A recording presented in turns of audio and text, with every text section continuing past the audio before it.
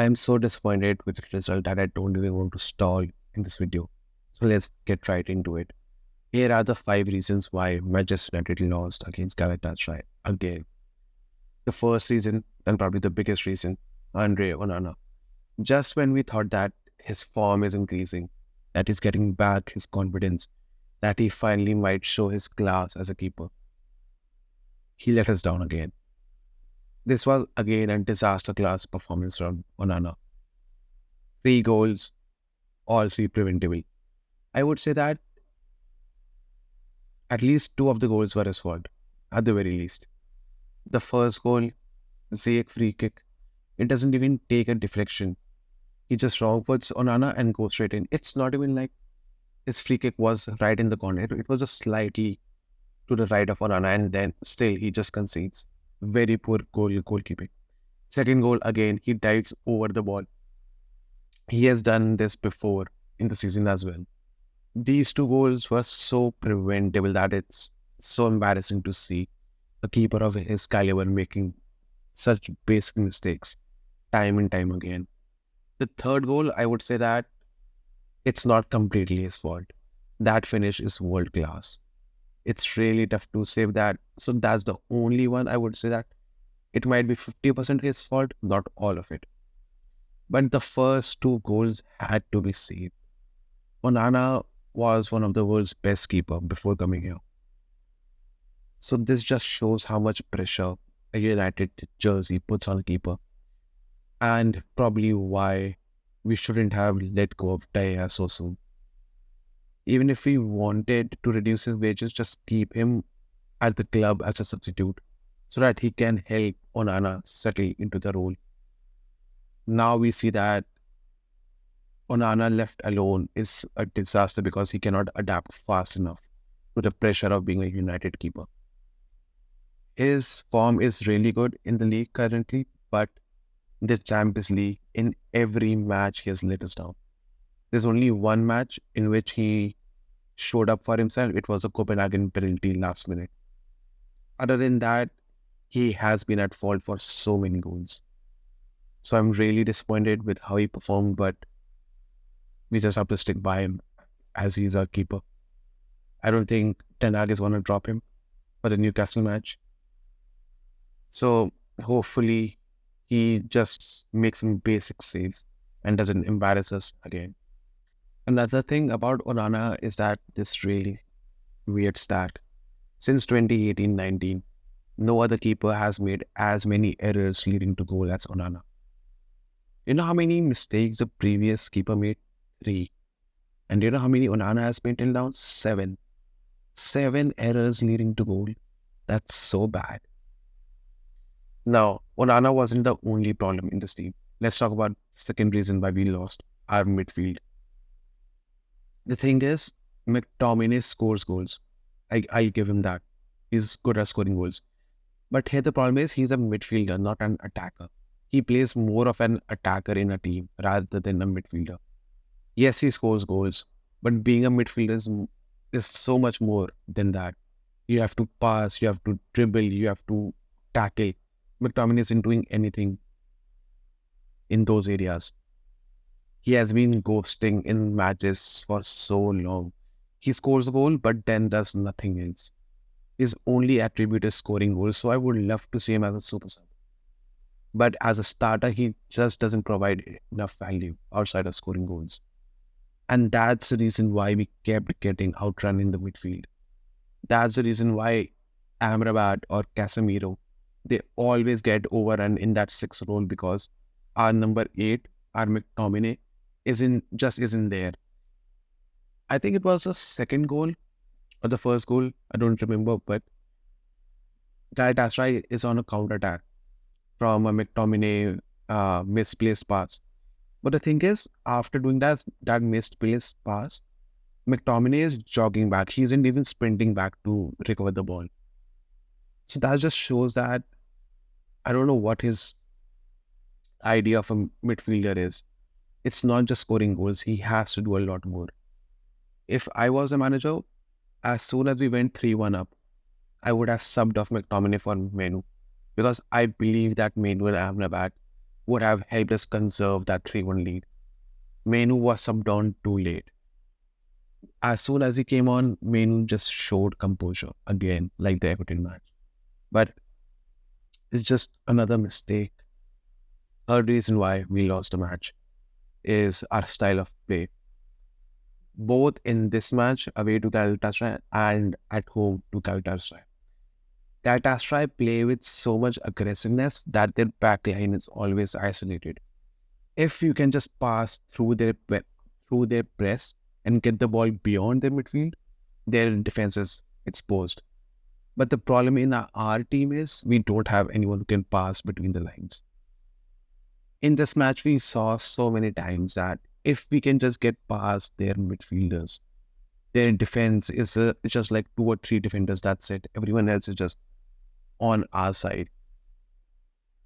But because we don't have anyone who can pass between the lines like Ericsson or Martinez, what ended up happening? Long ball FC. We don't even have players who can play long ball. Every time Lindelof or Maguire just punted the ball to the halfway line, we didn't win headers. Hoyland tried, but he cannot do anything alone. Garnacho cannot win headers. Anthony cannot win headers. Bruno cannot win headers.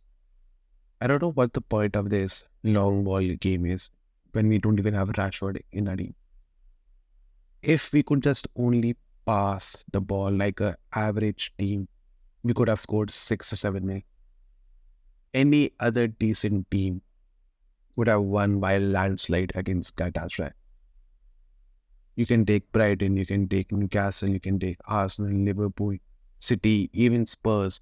They all would have scored more than 5 goals because they can pass a ball without losing it every 5 seconds. Fourth reason why we lost the game is our mentality. This team is so weak in mentality. Every time we concede a goal, we just know we are going to concede more goals. We either keep a clean sheet or we concede more than 2 goals every game. We were winning 2-0, fine. 2-1, okay, still manageable. We went 3-1 up with only 30 minutes left. How did we end up losing a 2-0 goal again? How? It's just so annoying to see. They're just that where we have conceded 33 goals in just 20 matches. That's more than a goal a game.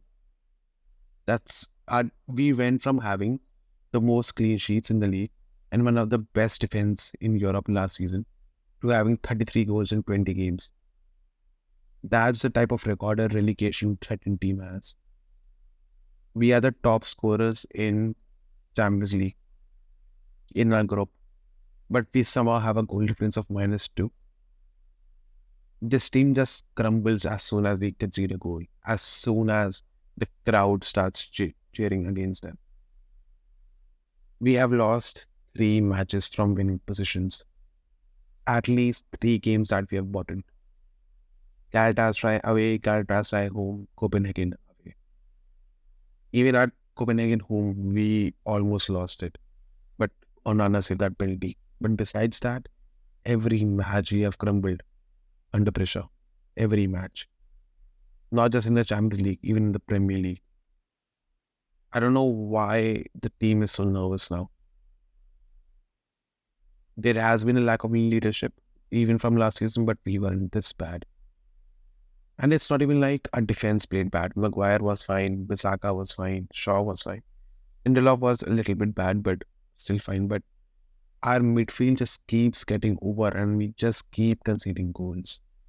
This match was Onana's fault, but it's just so bad that we just know we are going to concede a lot of goals every match. And what I'm worried about now is that Liverpool match. If we keep playing like this, when we crumble again under pressure, Liverpool is again going to beat us 7-0, 8-0 or something. I'm just so worried for that match. The last reason why we lost this match, the 5th reason, is our composure and finishing. On Sunday against Everton, we were clinical. We only had like 5 shots on goal and we scored 3 of them. In this match, We had so many chances where we could have scored so many goals. Why we didn't score more? Two reasons. One, either the pass was bad, or two, people were trying to shoot from 30 yards again and again.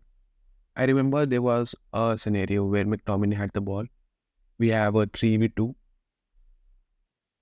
McTominay is running at the defense. Marshall is on his right, free. 30 yards away, 3-all score. What does McTominay choose to do? Shoot and misses the goal. Then Pelistri had so many chances where he could have passed the ball and it's a goal, but misplaced pass. Pelistri even had a clear-cut chance at just scoring the goal, but he missed. I wouldn't blame a youngster for that because he hasn't had much game time, but it just shows that a little bit more composure, a little bit more cool-headedness, and we win. But this team just crumbles against pressure so easily. That just shows that we don't have world-class leaders. I'm not blaming Bruno. I'm just talking about overall confidence in the team. As long as we are winning, we'll be fine. But once we concede one goal, we just know we are gonna either lose or draw. That we will lose our lead. I'm just so disappointed with this team that just when we think that United is back, United is growing in confidence, when we are 3-1 up with only 30 minutes to go, that we'll win, we just crumble again under pressure. Now let's just talk about our qualifications. Can we still qualify? The answer mathematically is yes, we can. Our only chance is we beat Bayern at home and for Galatasaray and Copenhagen to draw. If we had won this match, it would have been in our hands to qualify. But now we have to depend on the Copenhagen and Galatasaray game because Copenhagen drew 0-0 against Bayern, which we couldn't for some reason because we crumble under pressure. If we draw the match and if Copenhagen also draw their own match, we'll stay fourth, we'll be out of Europe. We won't even get to Europa League. That's so embarrassing in a group like this. We could have probably topped the league, topped the group, if we just didn't crumble in the 3 matches. Galatasaray and Copenhagen. But we did. And now there's a very big risk that we'll be knocked out of Europe. I think if we get knocked out of Europe, we finish fourth. Ten Hag will be under huge pressure to get sacked. It's not entirely his fault. In this match, you can see we were winning 3-1. But it's just Onana mistake. Then not subbing on Menu sooner. Going for long ball FC. It's just small mistakes like these which will just keep on adding pressure onto him.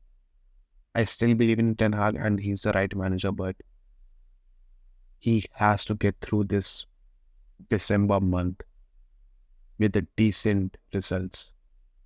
If we get knocked out of Champions League, we lose at Newcastle, we lose at Liverpool, we lose against, let's say, Chelsea, Bayern, Aston Villa. With so many bad results, I think he might be in danger at that point. But let's see how it goes. If you like my video till now, I would really like you to press on the subscribe button below and click on the like button. I would also like to know about your own frustrations with this team, with this game in the comments down below. I'll see you all in my next video. Goodbye.